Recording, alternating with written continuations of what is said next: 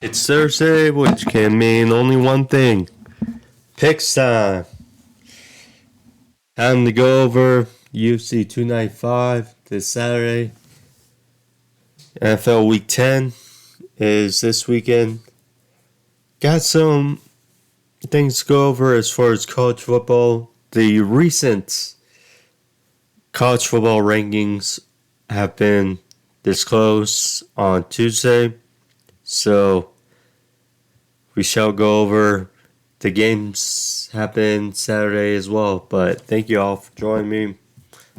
At last, a good Thursday on the channel.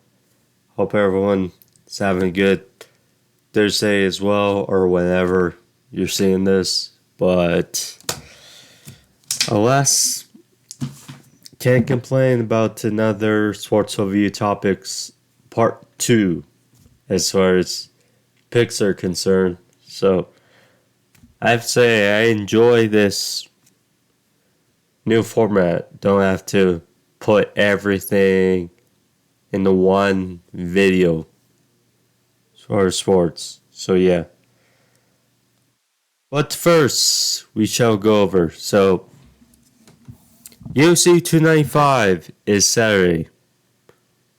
Now, yes, no John Jones, no Stipe, but two big top fights nonetheless are built up on Saturday, which we shall go over.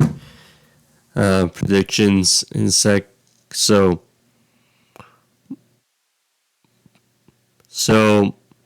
headlined by now Yuri Prochazka versus Alex Pereira for the vacant UFC 205-pound title, and then the interim heavyweight title bout between Sergey Pavlovich and Tom Aspinall. Two interesting tests. So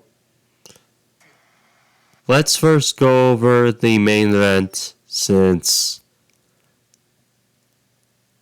this fight has been already on the card. So the main event, Yuri Prochazka versus Alex Pereira.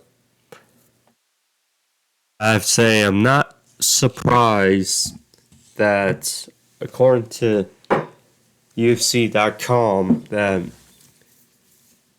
Pereira is favored to win the vacant 205-pound title and be a two-time or two-division champion in the UFC. What's interesting about this fight is that both these guys have just a handful of experience in the UFC. I mean, Prochazka,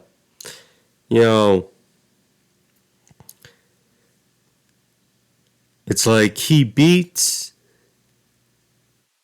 Volkan Ozdemir. Then he knocked out Dominic Reyes. And then against Glover, which was a very good fight, he capitalized when Glover went for a guillotine in the fifth and managed to choke him out.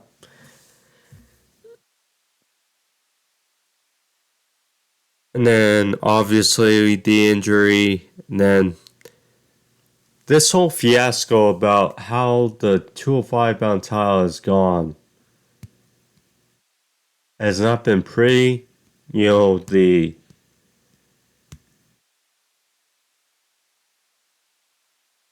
like Magomed Ankalaev faced Jan Blachowicz when they had Prochazka give up relinquish title due to a shoulder issue.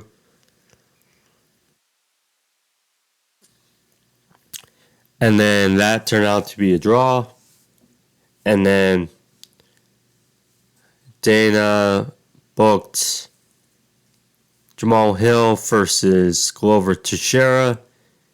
Jamal Hill won that, but ultimately, here we are because Jamal Hill unfortunately got injured and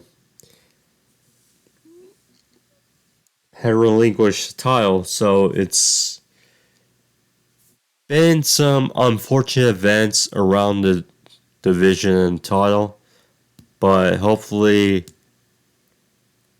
now past can be the past, and then we can just go on with the new as far as a 205-pound title. So, but yeah, Pereira, really struck on the scene and then made a name in finishing Sean Strickland. Now,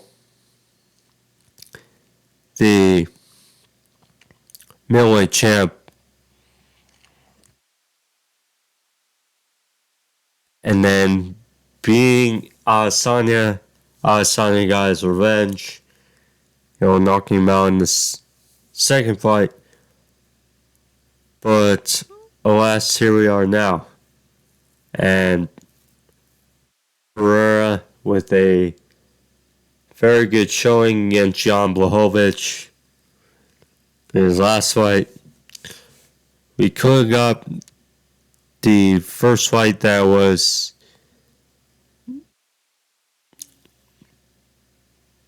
thought of when Borashko became champion against Jan Blachowicz, but alas, this is going to be interesting. So, now, we know Prochazka has a plethora of striking. He has power and go on the ground, but Pereira has that, just scary power. And, it is obviously different when you fight guys that are bigger. It's like it goes hand in hand.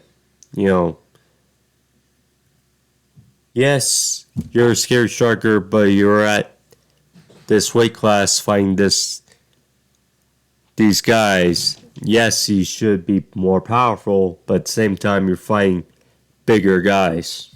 So that's the test in Pereira's second fight at 205. So,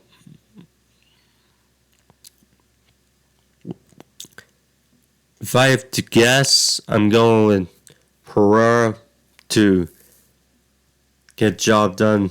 Maybe second round finish over Yuri. But certainly an interesting fight to say for the main event of UFC 295. Yes, no John Jones or Stipe, but this is going to be fun. Now, the co-main event, the new one. Now, this has got mixed feelings. I saw a thing about Henry Cejudo, basically demoting how this is not a title fight. All that. I mean, this is a very, very good fight. I mean, if you're not a hardcore fan, I can understand how this can be frustrating for just a casual audience. And yeah, it was a blow. Not seeing not getting to see John Jones for Stipe after this whole basically year was built around when are we going to see Jones for Stipe? After Jones beat Gane. And after a layoff, getting a chance to fight Gane for the vacant heavyweight title. Now he's going to be out for another good amount of time, unfortunately due to his injury. Yeah, it sucks. As a fan of Jon Jones. But alas, this is an interesting fight between two very good vets. And Sergey Pavlovich has been very underrated. I mean, depends who you talk to. But he's had a quite big surge, certainly, that a big amount of momentum throughout his run. I mean, and being Tuivasa, being Derek Lewis, I mean, being Curtis Blades, I mean, the guy's legit. He is very much legit. And now, against Astro, you know, the guy is very skilled as well.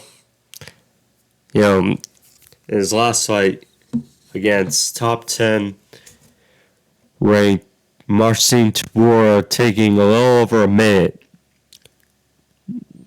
to finish him. I mean, submitting Alexander Volkov. Aspinall is very skilled as well. And this is intriguing bout as well for the interim heavyweight title. I mean, again, Stipe, there was only one out. It was either against Jon Jones or no one else. So that's the easy answer to that question. Now, who wins? This is interesting. Sergey, he has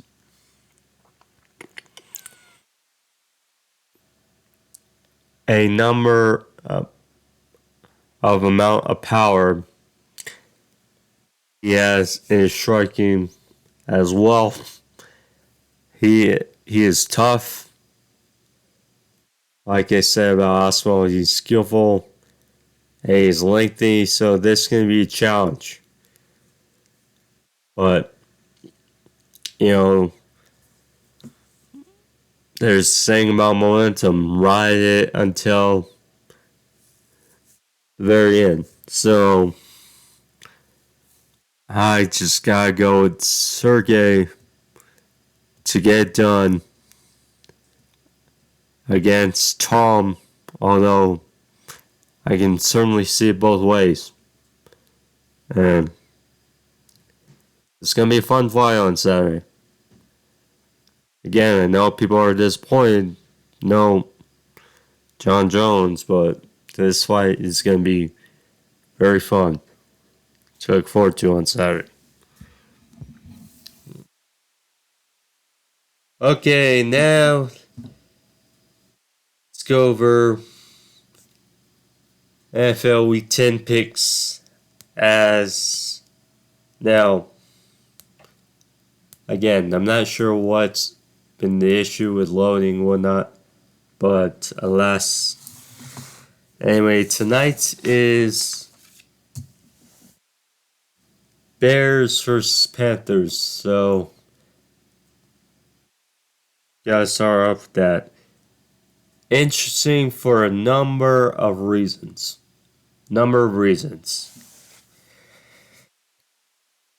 For starters, these were the two teams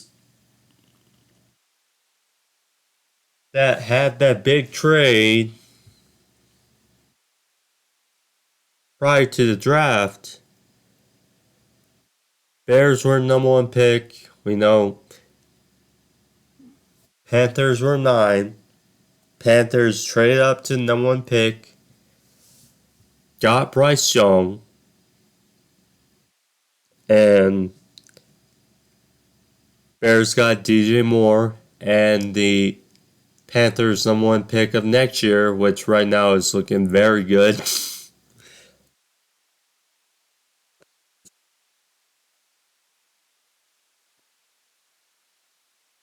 I mean, mention the picks. So,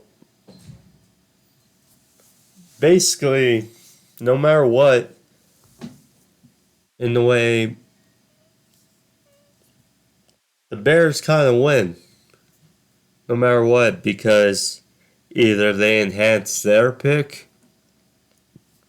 of next year or they enhance or they can win and enhance the Panthers pick that they own next year as well. Now, Matt Eberflus had a weird press conference where he was towing the line of saying would Justin Fields play or not play, giving him another day, trying to figure out. Well, it seems as Tyson Bagent will make another start for the Bears tonight. Bears at home, 3.5 point favorites.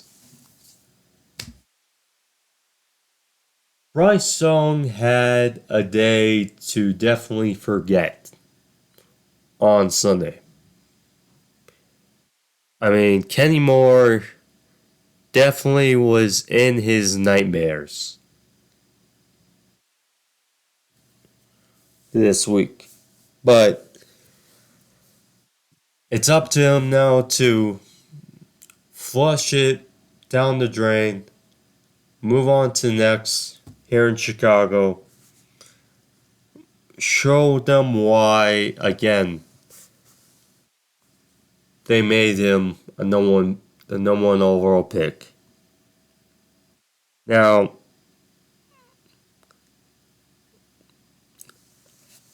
he probably won't say it.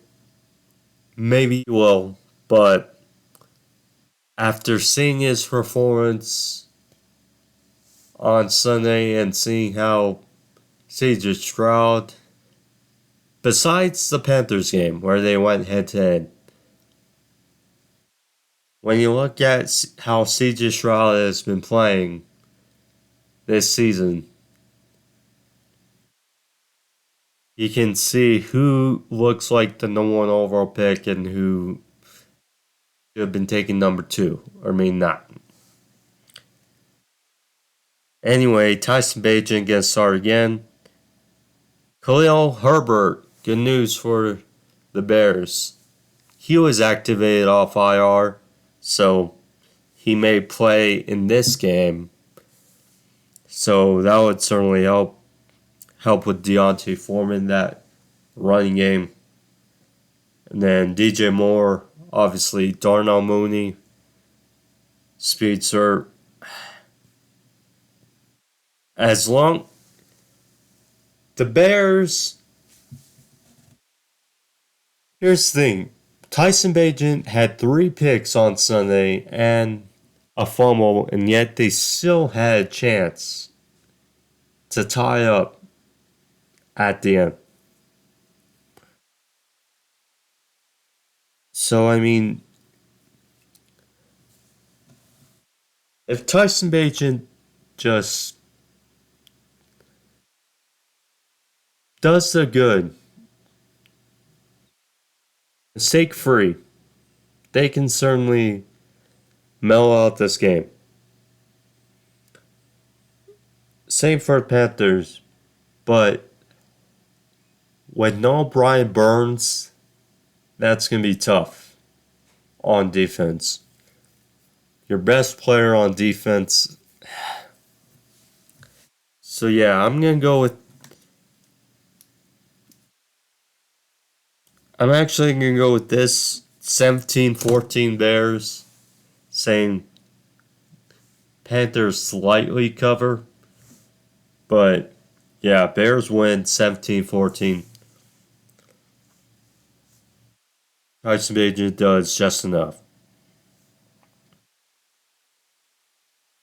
We are back in Germany for Sunday as the Colts face the Patriots. Colts, 2-point favorites.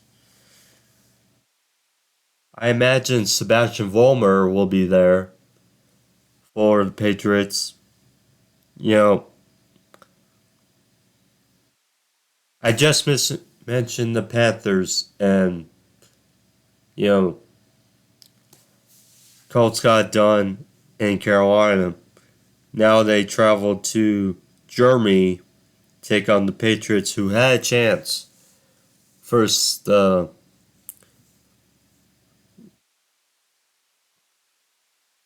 there's a tie up in the end, but ultimately didn't happen.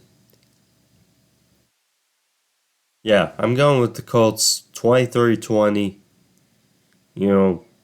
May cover only by a bit, and they get the win. Yeah.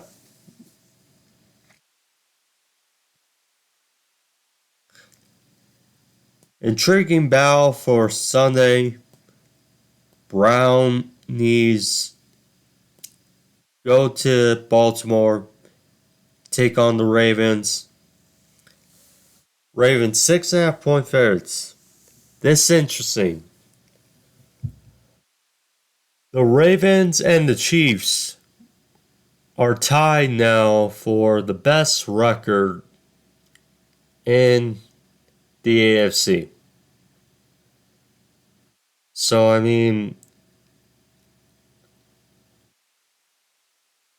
Ravens, John Harbaugh will probably demote it, but they can probably say to themselves that, hey, we stick to our business, and there's a chance that the AFC runs through Baltimore, and they have the number one seed in the bye. Yeah, Baltimore, Lamar Jackson, their offense, Todd Monken, it did look fishy at first, but with them running the ball, Lamar Jackson has been more clean with throwing the ball as well. And the suffocating way that their offense is, their team, it's very interesting. Very interesting. Now, they host the Browns for the second go around. Now, last time in Cleveland, Dorian Thompson Robinson got the start on the day of. And it seemed like Deshaun Watson was going to play. That was kind of really the start of the shoulder issues. But alas, it seems like Deshaun Watson will play. And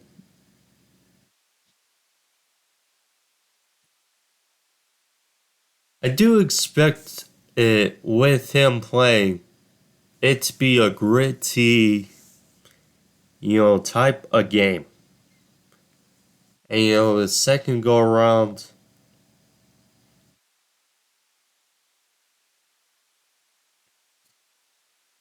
I expect it to be a fun one nonetheless. So I'm gonna go with the Ravens here, 21-17. Browns cover, but Ravens win. Ooh boy, this is gonna be a nice game that could seal the show this weekend. Texans at Bengals. Bengals 7-point favorites at home. CJ Stroud had a unbelievable game on Sunday. Josh Dobbs and CJ Stroud, two best quarterbacks performances on Sunday.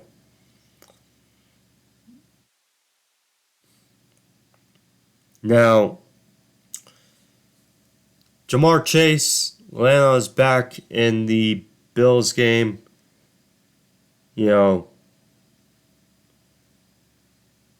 Had some. At first, fans were taken back a little by the comments made by Ja'Marr Chase. So there's that. T. Higgins says up in the air. Seems to at least for their sake, Ja'Marr Chase returned to practice.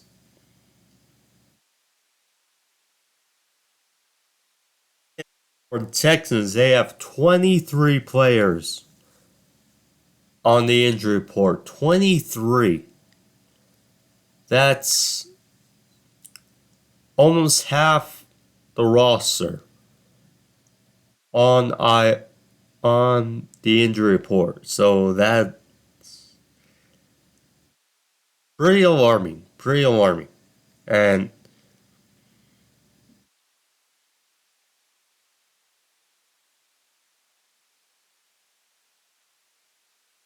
two of the best young quarterbacks in the game right now. Both playing very well. I gotta go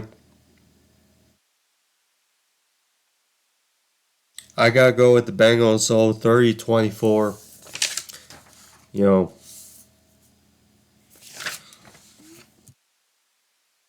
Actually, I'll go 32-24. So wait, the Bengals cover.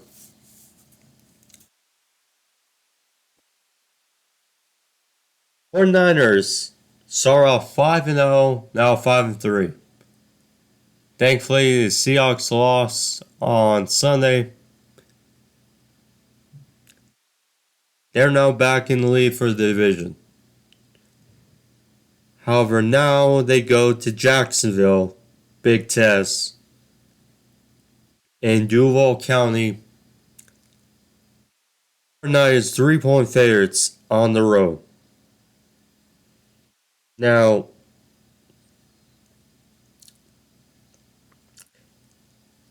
off a bye, they add Chase Young. So, this is going to be an interesting test to Jacksonville O-line, who's been playing about as well as any in the league. So, it's going to be interesting how they level or number his snaps because, you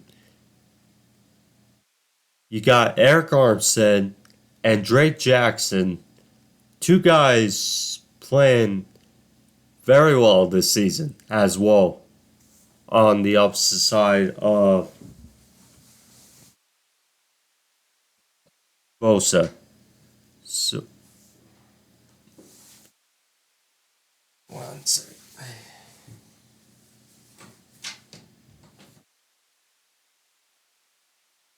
Anyway, so yeah, how will they mix them in with Armstead and Drake Jackson pairing off Bosa? It's going to be interesting. Now, the bigger test has been the offense for the 49ers. That's the biggest question. In all 3 games they've lost, they've scored just 17 points. Brock Purdy has started to look more like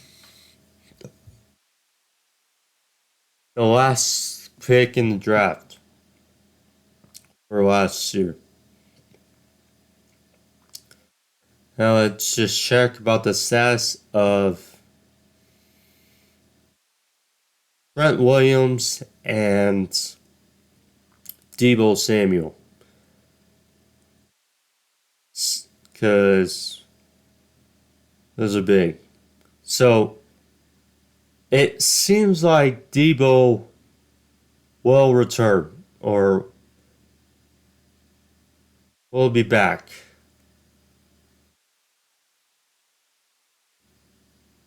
Now, Trent Williams, due to reports, doesn't look good for arguably the best tackle in football. And that's the case against Josh Allen. The Jaguars' Josh Allen, who has done very well this season as well. It's going to be a unique test. But I don't know. I'm a bit worried, even though they're favored in Jacksonville, and Jags can feel it too, despite losing to the Chiefs early this season. They win. They're 7-2, and they got side set on the number 1 seed as well. So I'm gonna go the Jaguars here. 24-20 over the 49ers. Another interesting game, but the Saints going to Minnesota. Saints 3-point favorites on the road. Now, as I mentioned, plenty both already today and the other day. You know, Josh Dobbs, his performance, just whoa. What he did coming in for Jaren Hall, not knowing the playbook much, just knowing the plays for the game. Yeah, his performance against Atlanta, that was something. The only problem is it almost felt too good. That's my only issue.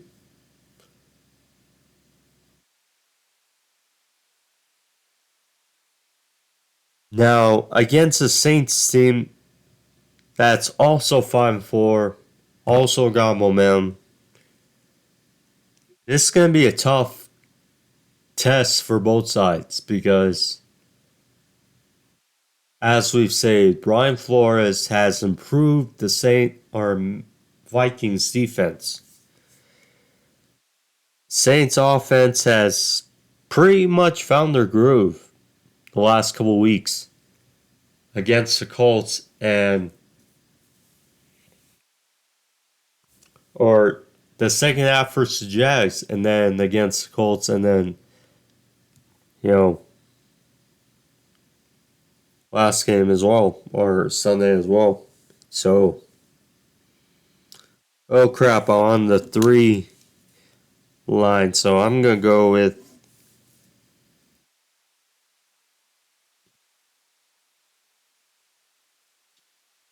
Saints win 26-24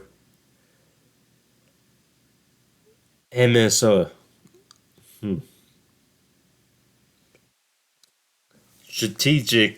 Strategically.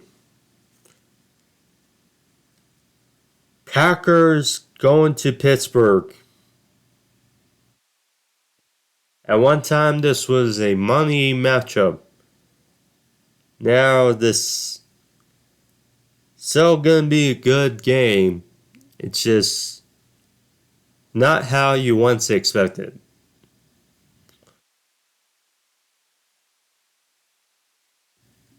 Yeah, excuse me. Steelers at home, favored by 3. This is now Packers had an ugly game versus the Rams at home for a good while, but eventually they broke free and, you know, managed to get a decent win against the Rams. Now, on the road in the hostile Pittsburgh, where it's funny, um, Mike Greensburg talked about how Steelers could be the worst team in the league and 5-3. I'm not sure if I agree with that, although I love Greeny. Think he's a very good moderator and such. But Steelers defense is still there. It's just their offense has been very slug-like. It's not pretty, but in the end, if they get W's, that's what they matter. And kind of the same how it was against the Titans. They did enough to get the win in the end. Now, they can see how Baltimore is stretching. And, you know, if they're going to have hopes at stealing the division from their rivals, they got to win this. So, Steelers win 23-18. Steelers move to 6-3.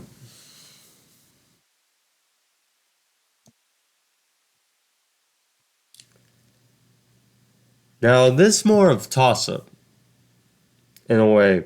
Titans going to Tampa. Buccaneers 1-point favorites at home. 1-point favorites. So, I mean, because it's in Raymond James Stadium, okay.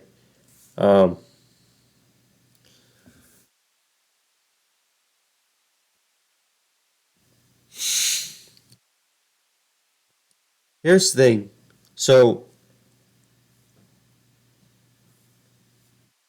Will Levis, great debut against the Falcons.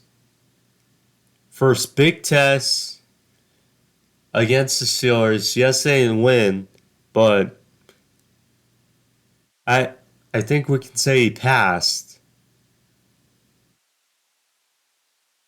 He didn't get an A plus, but I'd say he got like a B.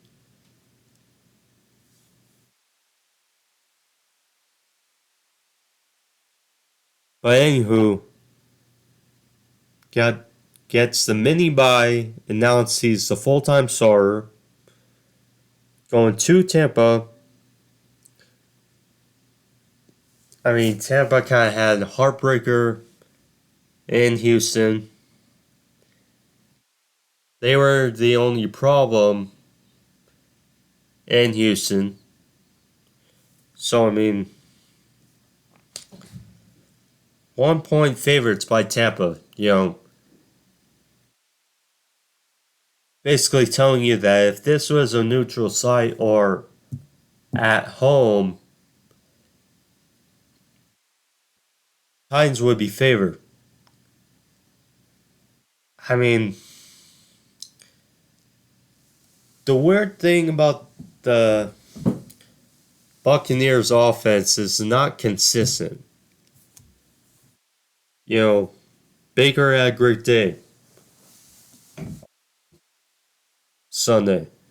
But I mean, it's either 18, 14, 11, I mean, 20. It's like, and I just think, Derrick Henry, more chemistry with DeAndre Hopkins and the weapons in that offense. Mini bye. I'm going with the Titans here. 23, 21. Titans get the dub on the road. And Will Levis gets his first win as a full-time starter. Falcons going to Arizona. Falcons 2-point favorites on the road. Kyler Murray gonna make his season debut. But is it gonna be enough? The Falcons,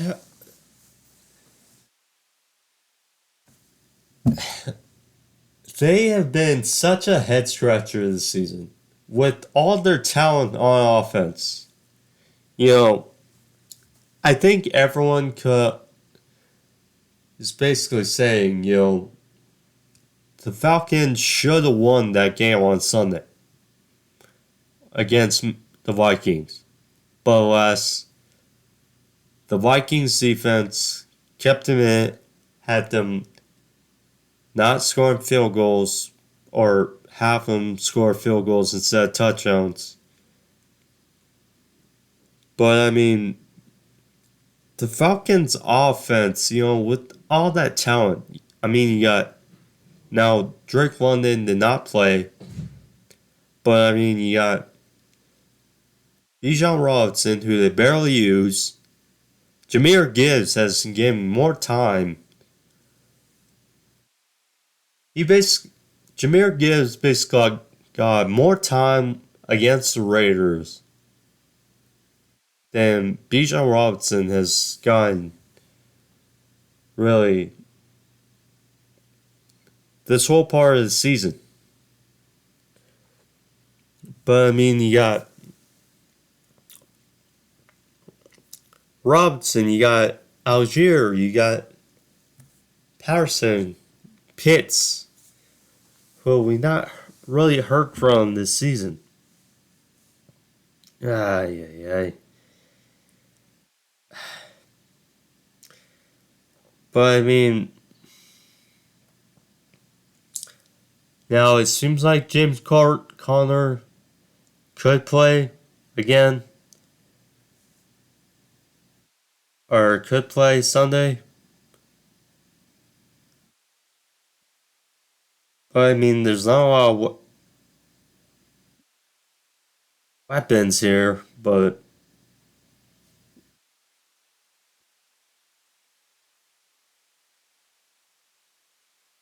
screw it. I don't get it. I'm going with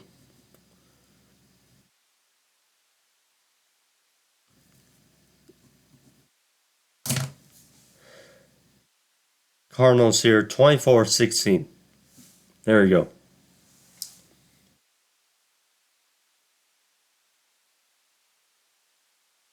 This one may be interesting. Lions going to LA to play the Chargers on the road, although it'll probably feel more like a home game for the Lions. We know how the away game or the home games for Chargers and Rams really feel in Los Angeles, and how hyped the Lions, team has been. I think I saw on Pro Football Focus that the Lions have the top-ranked O-line in the league. Interesting. But the Lions 3-point favorites on the road. Jahmyr Gibbs played great. Had an excellent game against the Raiders. The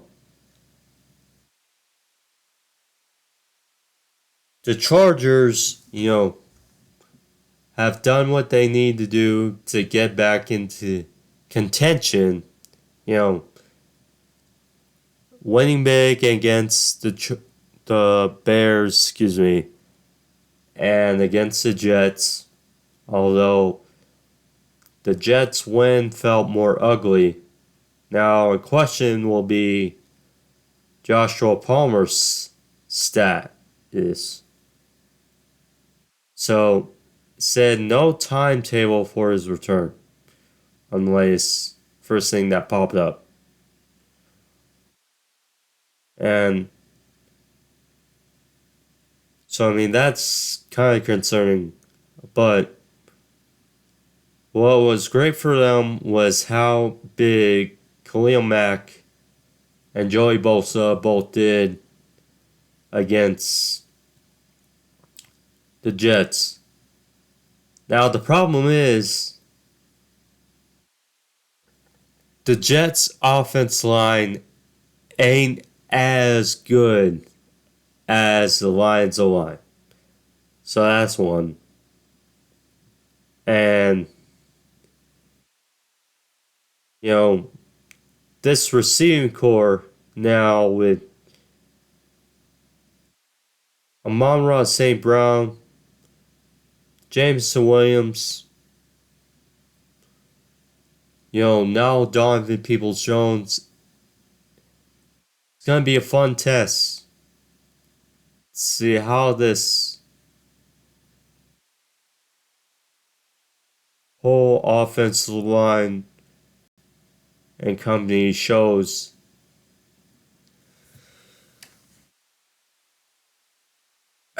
Two very good offenses duking out. We'll see. But I'm going to go with the Lions here. 27-23 against Chargers. There you go.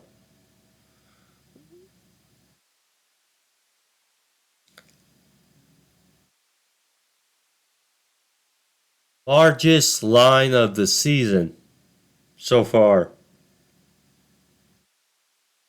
Giants going to Dallas. Cowboys 17-point favorites at home. 17. Now, Daniel Jones out for the rest of the year sucks. Whether you hate Daniel Jones, whether you agree or not with the contract, this sucks for him. Sucks for him. Sucks for the team. They signed Matt Barkley to basically back up Tommy DeVito on Sunday because of that rib injury with Tyrod Taylor. It's not going to be good. And,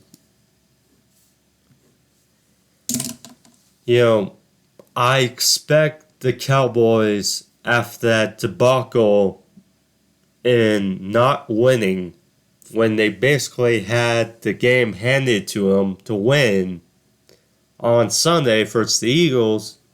They lost, but against the Giants at home, against Tommy DeVito. No offense, Tommy DeVito, but you know, his second real start, the same, or I think this first start because he came in, after in both games. So I'm gonna go 30-10. Cowboys win.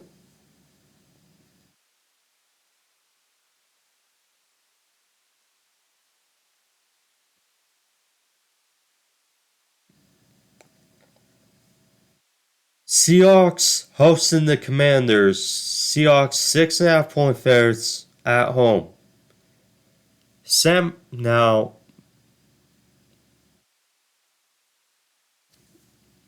Seahawks are tied now with the 49ers. So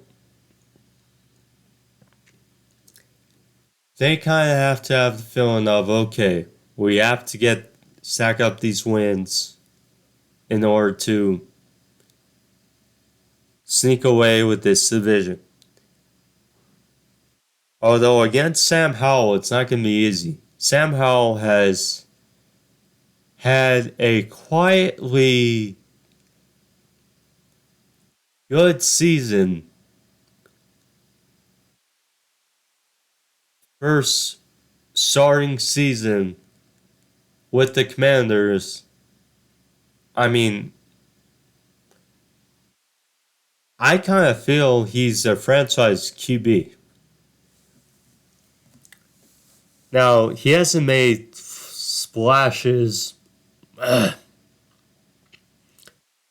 against teams not named the Eagles, but, he made that big play when needed against that big touchdown against the Patriots, which kind of sealed it in a way for them. So, I mean, he doesn't have huge games as far as points besides the Eagles, but nonetheless, he's shown flashes of being their franchise QB.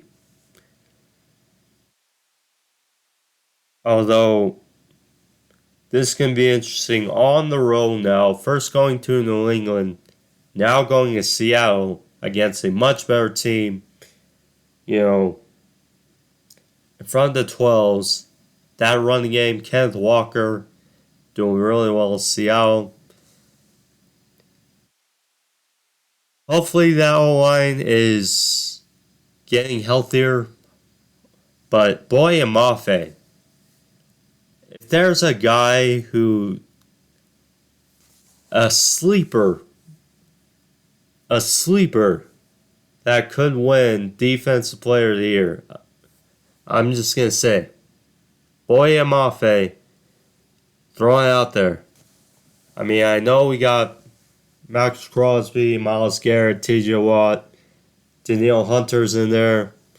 We got plenty of names already, so it's not likely. But as a sleeper, Boye Mafe is a guy to come on for probably years to come on defense. But 27-20, threatening that kneel,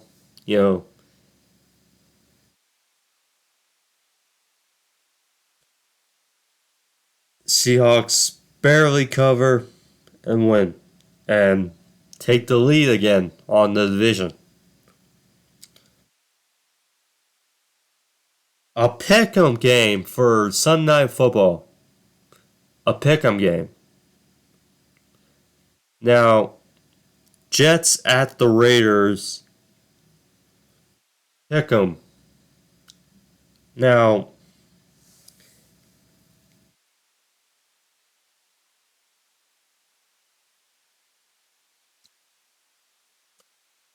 There's always something. I think we know. There's always something with new interim coaches. That first game, they have their system. There's a new vibe. They get it done. So this is the real test now going forward for Antonio Pierce.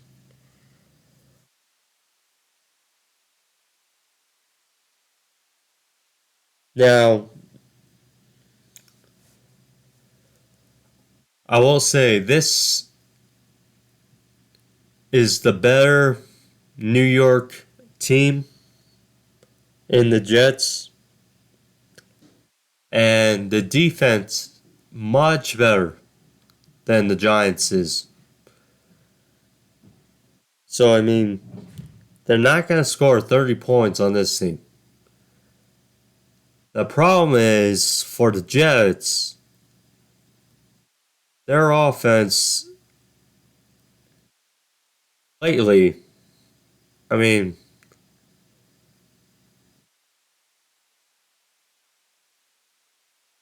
a combined 19 points the last two games. 19. I mean,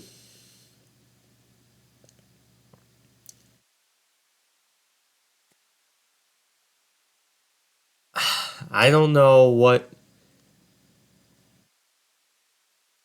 Zach Wilson we're going to see. I mean, the best part is going to be Aaron Rodgers throwing on the sideline.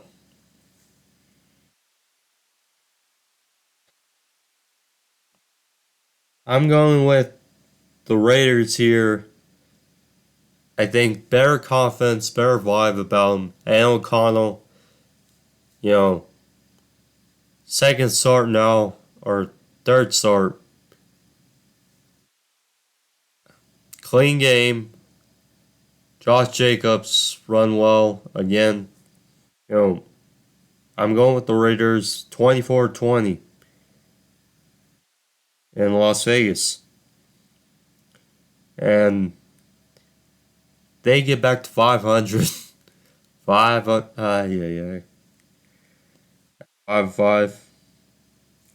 to close and for week 10. So we got the Bills hosting the Broncos. Bills 7-point favorites at home. Now the Bills,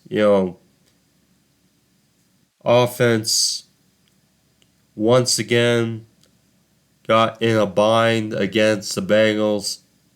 Same thing, we know. Bills should run the ball. Bills putting too much on Josh Allen, blah, blah. Bills offense has to play better. It has to play better. Against the Broncos now, they got confidence with that win over Kansas City at home. Now, if the Broncos win, I won't mind it because, it would provide more excitement to the game I'm going to. But nonetheless, oh shoot, now I'm on this fudge. I'm on the line. Uh,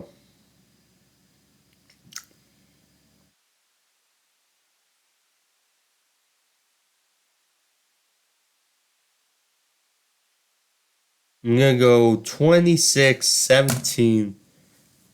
Bills win over the Broncos. So there you go.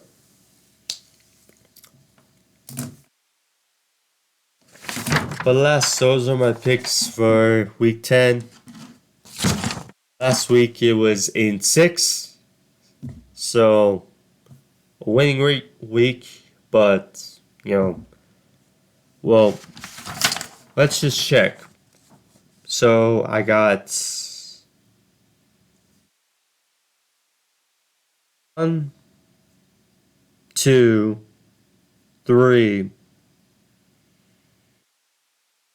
3, okay. Don't want to push it as far as upsets. So there we go. But yeah, 8-6 last week. Hopefully better this week. We'll see. But yep. So now let's talk about college football, which we always like to do. So the new college football playoff rankings came out on Tuesday, and not real much difference we saw. So as we take a look really quick, so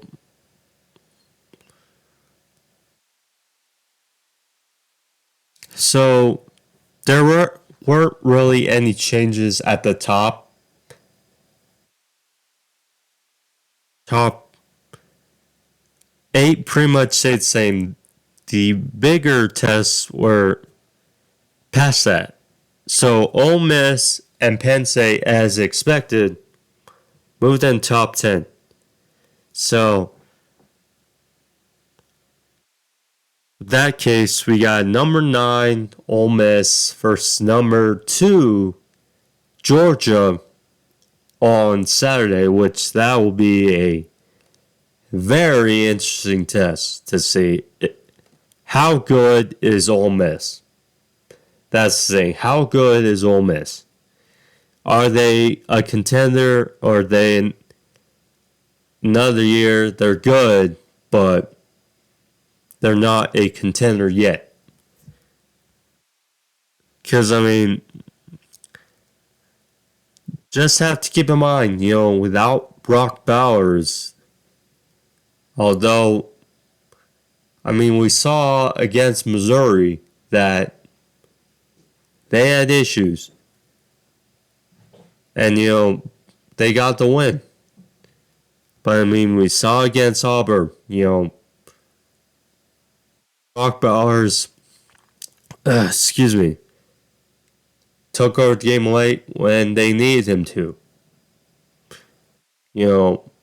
It's just a question of, can they keep it going? And then number 3 Michigan for number 10 Penn State. That's gonna be fun. It's gonna be fun to see Drew Aller make another test. First he faced Ohio State. It was a bomb performance, but now against Michigan, it's gonna be fun. Also, keep in mind, Utah, number 18 versus number 5, Washington. Keep that going. But if I had to pick really quick, I'm going to say Ole Miss, Washington, and Michigan. So there we go.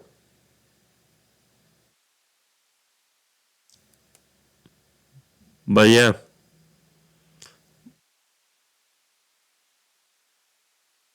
Just want to look at some of the other games.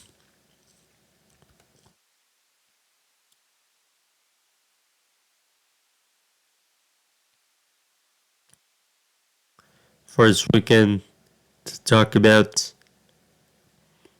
So, Colorado face off against Arizona.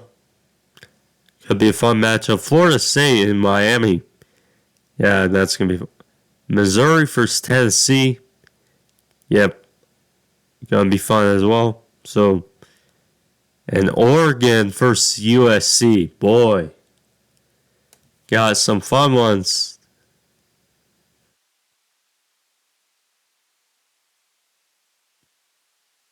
To look forward to. So, yeah, we'll see. But, anyways, guys, did not expect over an hour, but oh well. Anyways, guys, thank you all for supporting me. Again, like, subscribe, How about the podcast? How about the video? Thank you all. See you guys next time. Enjoy the games for this weekend and the fights. See you guys next time. Peace.